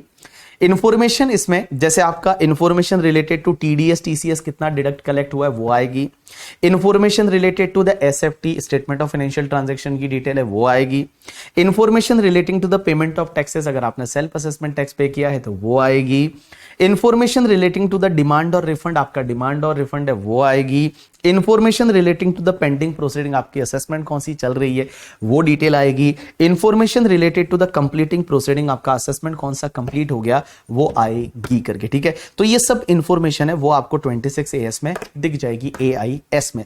तो एनुअल इंफॉर्मेशन स्टेटमेंट ये क्या बोलता है कि इनकम टैक्स डिपार्टमेंट के पास जैसे ही आपसे रिलेटेड इंफॉर्मेशन आती है, या तो जो आपका टीडीएस टीसीएस रिटर्न किसी ने फाइल किया होगा तो आपकी इंफॉर्मेशन आई होगी, या फिर एसएफटी फाइल किया होगा आपकी इंफॉर्मेशन आई होगी, आपने टैक्स भरा होगा आपकी इंफॉर्मेशन आई होगी, डिमांड या रिफंड से रिलेटेड या असेसमेंट पेंडिंग है या असेसमेंट कंप्लीट हो गया उसकी इंफॉर्मेशन डिपार्टमेंट के पास आई होगी, तो वो इंफॉर्मेशन है वो आपके एआईएस में वो भर देंगे। मतलब इनकम टैक्स डिपार्टमेंट अपलोड करेगा वेबसाइट पे, आपके अकाउंट में दिखेगा। कब तक दिखेगा? Within 3 month from the end of the month in which information is received by the income tax department. Done. Authorise representative, अब एक बात समझना, यह भी क्वेश्चन एक बार आया हुआ है कि आपके ऑथोराइज रिप्रेजेंटेटिव कौन हो सकता है, आपके बिहाफ पे इनकम टैक्स डिपार्टमेंट कौन जा सकता है। तो आपका ऑथोराइज रिप्रेजेंटेटिव है वो कौन हो सकता है, तो देखिए क्या दे रखा है, any assessee required to attend before IT authority या ITAT can do so through an authorise representative. आप अपने ऑथोराइज रिप्रेजेंटेटिव को भेज सकते हो। आपकी जगह इनकम टैक्स डिपार्टमेंट आईटेट आप ऑथोराइज रिप्रेजेंटेटिव को भेज सकते हो। Following person are eligible to be the authorise representative of SSC, ये लोग आपके ऑथोराइज रिप्रेजेंटेटिव हो सकते हैं। कौन कौन? Employ of the SSC, SSC का एम्प्लॉय है, आप अपने एम्प्लॉय को भेज सकते हो, कोई दिक्कत नहीं। दूसरा, officer of the schedule bank in which SSC maintain the current account और हैज अ रेगुलर डीलिंग, आपका बैंक मैनेजर आपका ऑथोराइज रिप्रेजेंटेटिव हो सकता है। आपका जो बैंक मैनेजर है वो बैंक मैनेजर आपका ऑथोराइज रिप्रेजेंटेटिव हो सकता है। लीगल प्रैक्टिशनर, लीगल प्रैक्टिशनर का मतलब होता है जो कि एडवोकेट है, वो एडवोकेट आपका ऑथोराइज रिप्रेजेंटेटिव हो सकता है। कोई भी चार्टर्ड अकाउंटेंट आपका ऑथोराइज रिप्रेजेंटेटिव हो सकता है, इंक्लूडिंग सीए फर्म है वो भी आपके ऑथोराइज रिप्रेजेंटेटिव हो सकती है। या person who has pass the accountancy exam recognised by the CBDT, जैसे कोई सीएस है, सीएमए है, वो भी ऑथोराइज रिप्रेजेंटेटिव हो सकते हैं। तो कंपनी सेक्रेटरी है as well as the CMA है, वो भी ऑथोराइज रिप्रेजेंटेटिव हो सकते हैं। और person who has acquired the degree in commerce और law from the university approved by the CBDT, CBDT और कोई अप्रूव करती है डिग्री और किसी के पास अगर वो डिग्री है तो वो भी हो सकता है। और एनी अदर पर्सन में भी प्रिस्क्राइब है, वो भी हो सकता है करके, ठीक है। तो देखिए यहां पे क्या दे रखा है, इस सेक्शन में ये दे रखा है ऑथोराइज रिप्रेजेंटेटिव क्या होता है। तो ऑथोराइज रिप्रेजेंटेटिव में कौन कौन आ सकता है? एक तो आपका एम्प्लॉय आ सकता है, एक बैंक ऑफिसर आ सकता है, एक आपका एडवोकेट आ सकता है, चार्टर्ड अकाउंटेंट आ सकता है, कोई भी रिकॉग्नाइज कोर्स कंप्लीट किया जैसे सीए सीएम में वो आ सकता है, या कोई ऐसी डिग्री ली है लॉ या यूनिवर्सिटी जिससे जो कि सीबीडीटी अप्रूव करती है वो आ सकता है, या एनी अदर पर्सन में भी प्रिस्क्राइब आ सकता है। आर्टिकल असिस्टेंट नहीं आता है। आर्टिकल असिस्टेंट जो है वो ऐसा लिखा जाता है, आपने अगर अथॉरिटी लेटर देखा होगा तो उस पर यह लिखा हो जाता है, आपका बॉस का नाम पहले लिखा जाता है और फिर आपका स्लैश करके आपका नाम लिखा जाता है, उनके बिहाफ पे उनके साथ में आप जाओगे, ऐसा लिखा जाता है। तो आप अगर देखोगे सिर्फ आप ही के नाम पे अथॉरिटी लेटर नहीं बनता है, अथॉरिटी लेटर आपके बॉस के नाम पे बनता है, सीए फर्म के नाम पे बनता है, और फिर आप उसको रिप्रेजेंट करने के लिए उनके साथ में जा सकते हो। तो आप खुद नहीं होते हो करके, ठीक है। चलिए उसके बाद में ऑथोराइज रिप्रेजेंटेटिव के बाद में एक सेक्शन आती है 292BB करके, 292B करके। अब ये 292B क्या बोलती है बताए, कि अगर कोई ऐसा रिटर्न था, कोई ऐसा ऑर्डर था, कोई ऐसा नोटिस था जो है ना जिसमें कुछ क्लेरिकल मिस्टेक थी, और जो क्लेरिकल मिस्टेक थी वो समझ में आता है कि क्लेरिकल मिस्टेक है, तो आप उसको, और वो इंटेंशनली नहीं है, वो अनइंटेंडेड है, तो उसकी वजह से आप उसको वॉइड डिक्लेयर नहीं करा सकते, वो वैलिड माना जाएगा। मींस अगर कोई भी ऐसा इनकम टैक्स रिटर्न है या ऐसा कोई ऑर्डर है, ऐसा कोई नोटिस है जो डीम टू बी वैलिड माने जाएंगे, मेयरली उसमें कोई भी सम मिस्टेक थी, डिफेक्ट था, ओमिशन था, और वो अनइंटेंशनली है, आपको भी पता चलता है ये अनइंटेंशनली है, तो उस बेसिस पे आप इसको इनवैलिड नहीं करा सकते, उस बेसिस पे आप उसको इनवैलिड नहीं करा सकते। एग्जांपल लेता हूं, जैसे मान लो मेरे को एक नोटिस आया, अब मेरा नाम जो है उसका नाम है भनवर बोराना, मतलब my name is a Bhawar, basically it's not called Bhanwar, but मेरे नाम में स्पेलिंग में एन आता है।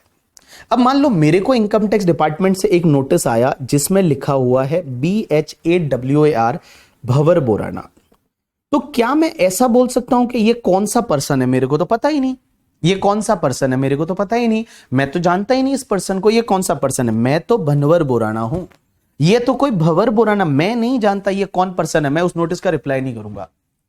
क्या मैं ऐसा कर सकता हूं? इस बेसिस पे ये बोल सकता हूं कि ये इनवैलिड है, क्योंकि इसमें तो एन नहीं लिखा हुआ ना, मेरी जो स्पेलिंग है उस मेरी स्पेलिंग में तो जो है वो, मान लो मेरी जो स्पेलिंग है, मेरी स्पेलिंग में तो एन आता है, और तुमने तो यहां एन लिखा ही नहीं, मैं तो जानता ही नहीं ये बंदा कौन है, I don't know who is this person is, मैं तो जानता ही नहीं। क्या मैं इस बेसिस पे इस नोटिस को इनवैलिड करा सकता हूं? Answer is no.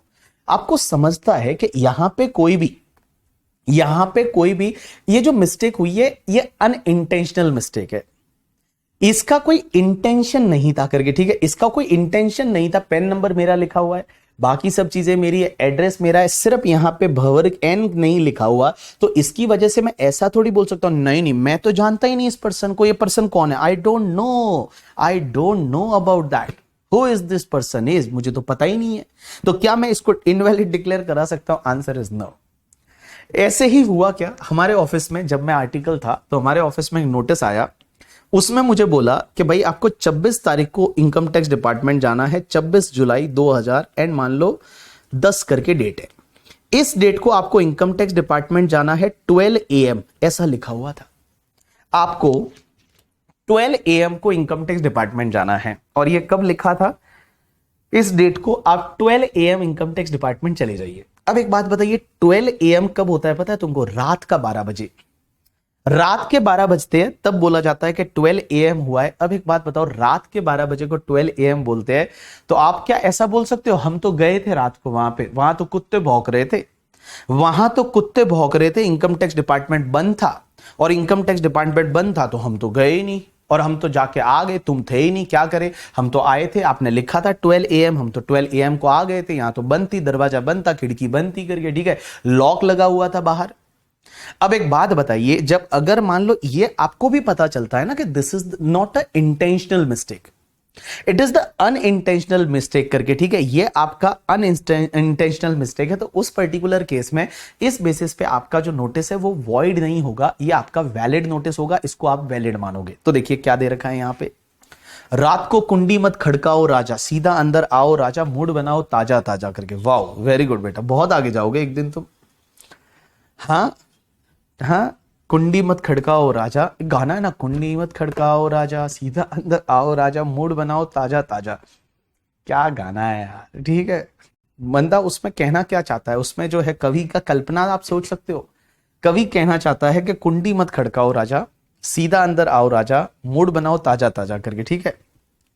हाँ, तो देखिए एक सेक्शन है, पहले 292B की बात करते हैं। ये सेक्शन क्या है? ये बोलता है गाना लगाओ। गाना लगाओ क्या? तुम इंटरमीडिएट वाले बच्चे हो? ये इंटरमीडिएट वाले बच्चे हो ना भाई साहब, वो ऐसे बोलते गाने लगाओ, ये लगाओ, वो लगाओ, दिनचक पूजा लगाओ करके। तुम तो फाइनल के बच्चे हो यार, मैच्योर बच्चे हो, ठीक है। बट इंटर बच्चे मैं बताऊं ना भाई साहब, गजबी होते हैं, गजबी। मैं पहले है ना, और इंटर वाले बच्चे मैं बताऊं ना तुमको, उनको हर लाइन में डबल मीनिंग सोचता है। अब तो मैं तो है ना, मैं मतलब बोलता हूँ, कोई भी लाइन बोलता हूँ मैं बड़ा ध्यान से बोलता हूँ, हर जगह उनको डबल मीनिंग चाहिए। पता नहीं, वो पुणे वाले बच्चे तो खासकर भाई साहब इतने, मतलब क्या बोलते हैं ना वो बच्चे है ना, मतलब पढ़ाते टाइम आप कुछ पढ़ा ही नहीं सकते, उनको हर लाइन में डबल मीनिंग चाहिए, हर लाइन में वो डबल मीनिंग उसके मतलब चीजें निकालते हैं पागल बच्चे। तो चलिए आइए देखा क्या लिखा हुआ है। हाँ, पुणे जो पढ़े होंगे पुणे वाले वो इसको कनेक्ट कर पाते होंगे। भाई साहब गजब, मैं तो परेशान हो जाता था उन बच्चों से, इतना डबल मीनिंग, इतना डबल मीनिंग। चलिए हाँ, इधर देखिए सब लोग। चलिए क्या दे रखा है इस सेक्शन में। इन्होंने बोला कि कोई भी ऐसा रिटर्न है या असेसमेंट है या नोटिस है या समन है या अदर प्रोसीडिंग है, can not be rendered invalid. आप इनवैलिड नहीं डिक्लेयर करा सकते, किस बेसिस पे? Merely because there exist some mistake, कोई मिस्टेक थी, कोई डिफेक्ट था, कोई ओमिशन था इन सच रिटर्न और असेसमेंट नोटिस और समन और other proceeding, if such return, assessment notice और समन और अदर प्रोसीडिंग इज इन, ये लाइन पे ध्यान देना, is in substance and effect in conformity with or in accordance to the intent of the act। Means intention सही था, intention जो था वो इंटेंशन तो सही था, इंटेंट था वो लॉ का था, बट कुछ मिस्टेक हो गई, कुछ ओमिशन हो गया, कुछ डिफेक्ट हो गया, तो उस बेसिस पे आप उस नोटिस को, रिटर्न को या फिर आपके ऑर्डर को इनवैलिड डिक्लेयर नहीं करा सकते। एक केस लॉ है मारुति सुजुकी इंडिया लिमिटेड का। अब इसमें क्या हुआ पता है तुमको? यहां पे हुआ क्या करके, ठीक है, यहां पे हुआ क्या कि लाइक एक एंटिटी है जिसका अमलगमेशन हो गया। जैसे मान लो पहले एक कंपनी थी, जिसका नाम था ए लिमिटेड। ए लिमिटेड कंपनी थी और वो ए लिमिटेड कंपनी है वो बी लिमिटेड के साथ मर्ज हो गई, अमलगमेशन हो गया। अब एक बात बताओ, अमलगमेशन की डिपार्टमेंट को न्यूज भी दे दी, मतलब अमलगमेशन में डिपार्टमेंट को बताना पड़ता है अमलगमेशन हो गया। अब एक बात बताओ, अमलगमेशन जब हो गया तो पुरानी कंपनी तो बंद हो गई, अब आपकी नई कंपनी है, लेकिन डिपार्टमेंट ने क्या किया, पुरानी कंपनी पे असेसमेंट चालू कर दिया।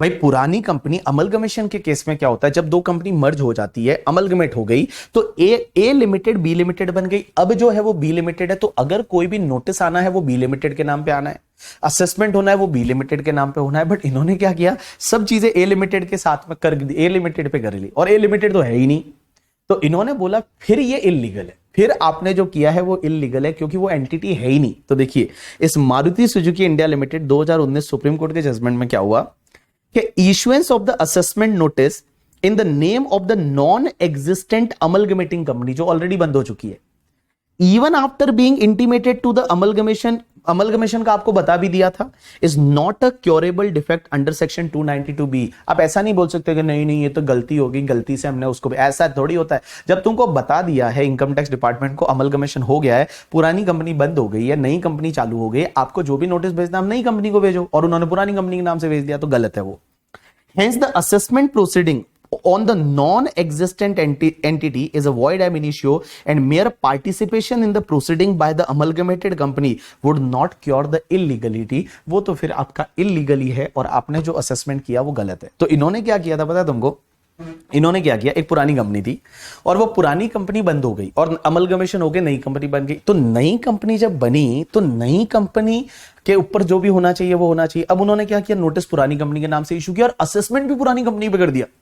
वो असेसमेंट, वो पुरानी कंपनी तो है ही नहीं, वो पुरानी कंपनी एग्जिस्टेंस में नहीं है, उसका तो अमलगमेशन हो गया और उसके नाम पे असेसमेंट वगैरह कर दिया। तो फिर इन्होंने बोला सुप्रीम कोर्ट ने कि ये गलत है, ये सही नहीं है। अब एक और चीज समझना, ये सेक्शन हम ऑलरेडी पहले पढ़ चुके थे, 292BB। इस सेक्शन में मैंने ये बताया था कि अगर मान लो आपको कोई नोटिस है, वो टाइम पे नहीं आया, या तो नोटिस आपको नहीं आया या आपको टाइम पे नहीं आया या प्रॉपर इम्प्रॉपर मैनर में आया। मैंने स्क्रूटनी पढ़ाते टाइम बोला था कि नोटिस आपको अगर लेट आया, जैसे स्क्रूटनी नोटिस आपको सर्व करवाना पड़ता है with in 3 month from the end of the financial year in which return was file. जिस ईयर में रिटर्न फाइल होता है उस ईयर के एंड से 3 महीने के अंदर अंदर आपको सर्व करवाना पड़ता है। अगर आपको 3 महीने के बाद में सर्व करवाया तो उस पर्टिकुलर केस में ये तुम्हारा इनवैलिड नोटिस है, ये तुम्हारा इनवैलिड नोटिस है। अब एक बात बताओ, आप इनकम टैक्स डिपार्टमेंट चले गए, आपने कोऑपरेट कर दिया, आपने असेसमेंट कंप्लीट हो गया, उसके बाद क्या आप ऐसा बोल सकते हो कि नहीं नहीं यार प्लीज वो तो मेरा नोटिस ही इनवैलिड था? नहीं, वो सब वैलिड माना जाएगा, वो सब आपका वैलिड माना जाएगा, वो सब आपका वैलिड माना जाएगा। लेकिन गाइस, आप अगर असेसमेंट कंप्लीट करने से पहले ऑब्जेक्शन रेज कर देते, असेसमेंट कंप्लीट करने से पहले अगर आप ऑब्जेक्शन रेज करते थे तो चलता, लेकिन असेसमेंट एक बार कंप्लीट हो गया उसके बाद मान लिया जाएगा सब चीजें आपकी वैलिड थी। अब एक और चीज समझना, लेकिन एक है ना लक्ष्मण दास खंडेलवाल का केस लो है। अब उसमें क्या किया पता है तुमको? आपको पता है 143(3) का असेसमेंट करने के लिए 143(2) का नोटिस भेजना मैंडेटरी है भाई। 143(3) का असेसमेंट करने के लिए 143(2) का नोटिस जो भेजना है वो तो मैंडेटरी है ना भाई। 143(3) का असेसमेंट करना है स्क्रूटनी का, तो उसके लिए 143(2) नोटिस इज मैंडेटरी। इन्होंने क्या किया, ये नोटिस ही नहीं भेजा, नोटिस ही नहीं भेजा, मतलब 143(2) का नोटिस भेजा ही नहीं, नोटिस ही नहीं भेजा। इन्होंने नोटिस ही नहीं भेजा और बोला नोटिस नहीं भेजा और असेसमेंट कंप्लीट कर दिया और बोला कि भाई ये जो है सेक्शन हमको 292BB है वो हमको सेव कर देगी। तो क्या 292BB यहां पे सेव करेगी? Answer is no.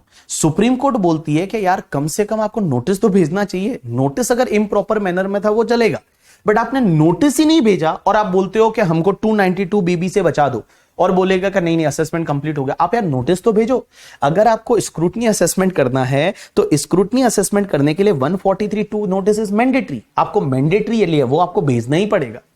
अगर आपने ये नोटिस नहीं भेजा, अगर आपने ये जो नोटिस है ये नोटिस आपने नहीं भेजा, तो उस पर्टिकुलर केस में क्या होगा? अगर ये नोटिस ही नहीं भेजा तो उस पर्टिकुलर केस में आपका असेसमेंट इनवैलिड है। भले वो कंप्लीट हो गया, भले एसएससी ने क्या किया, कोऑपरेट कर दिया। तो देखिए क्या दे रखा है, Supreme Court held that non-issuance of notice under section 143(2) is not a curable defect। ये curable defect नहीं है under section 292BB in spite of the participation of assessee in the assessment proceeding। भले assessee assessment में आ गया था, इसका मतलब आप नोटिस तो भेजोगे ना, आपने नोटिस ही नहीं भेजा और आप बोलते हो कि हमको 292BB से सेव कर दो। नहीं, ये सेक्शन फिर आपको सेव नहीं करेगी। This is the completion of your miscellaneous topic. और पेनल्टी की 2-3 सेक्शंस अपन ऑलरेडी पढ़ चुके हैं, बाकी सेक्शन पेनल्टी की अपन आगे पढ़ेंगे। चलिए अब है ना, आपको ना कंपाइलर में मैंने इस टॉपिक के जो कुछ क्वेश्चन ऐसे दिए हैं जिसका मैंने कंसेप्ट आपको नहीं पढ़ाया, बट मैंने क्वेश्चन के फॉर्म में दिए हैं, क्योंकि वो ऐसा जैसे 1 से 5 तक तो हो गए थे, छठा क्वेश्चन आपने अभी कर लिया।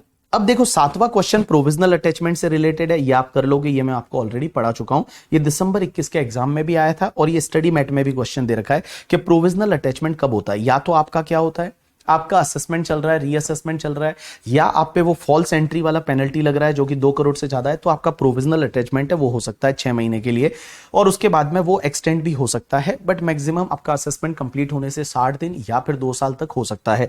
ये वाला क्वेश्चन मैंने आपको कराया। अब है ना, ये वाला क्वेश्चन जो है ये मैंने आपको नहीं कराया, थियोरेटिकली मैंने कहीं नहीं पढ़ाया है। आपको कंपाइलर से आपको ये क्वेश्चन पढ़ना है। कुछ क्वेश्चन मैंने यहां पे ऐसे दिए हैं जो क्वेश्चन आपको जो है मैंने कॉन्सेप्ट वाइज नहीं पढ़ाए हैं, बट ऐसे क्वेश्चन है जिसमें देखो आने का चांस बहुत कम है, इसलिए मैंने कॉम्पैक्ट में नहीं लिया है, सीधा क्वेश्चन में दिया है। जैसे एक तो क्वेश्चन ये कि आपको नोटिस कैसे सर्व हो सकता है। तो नोटिस आपको कैसे आ सकता है, तो जैसे आपको पोस्ट कार्ड से नोटिस आ सकता है, या फिर आजकल तो क्या होता है करके, ठीक है, कि भैया आपको इलेक्ट्रॉनिक नोटिस आ सकता है, मेल से नोटिस आ सकता है करके, ठीक है। तो आपको नोटिस कैसे सर्व हो सकता है, ऐसा एक क्वेश्चन है, क्वेश्चन नंबर 8 का पहला पार्ट। दूसरा पार्ट यह है कि on whom should be the notice to be address और serve upon in case where the assessee is dissolve firm या डिसीज पर्सन और पार्टीशन HUF। अगर मान लो कोई फर्म का डिसोल्यूशन हो गया, या मान लो कोई पर्सन मर गया, या किसी का HUF का पार्टीशन हो गया, तो अब नोटिस किसको भेजेंगे। तो ये जो क्वेश्चन है ना, इस क्वेश्चन को आप जो है वो एक बार आप रीड कर लेंगे। सिर्फ आप घर पे जाके इस क्वेश्चन को, क्वेश्चन नंबर 8 को देखो, आप CA फाइनल के बच्चे हो, इतना आप कर सकते हो, इतना आप कर सकते हो। तो इस क्वेश्चन जो 8 नंबर क्वेश्चन है, ये मैंने कॉन्सेप्ट वाइज नहीं पढ़ाया है, मैंने सीधा यहां पे दे रखा है, आप इसको रीड कर लोगे कि जैसे कोई डिसॉल्व फर्म है तो उस पर्टिकुलर केस में क्या करो, किसी भी पार्टनर को भेज दो नोटिस, पार्टनर को भेज दो, या कोई पर्सन मर गया तो उसके घर वालों को भेजो नोटिस।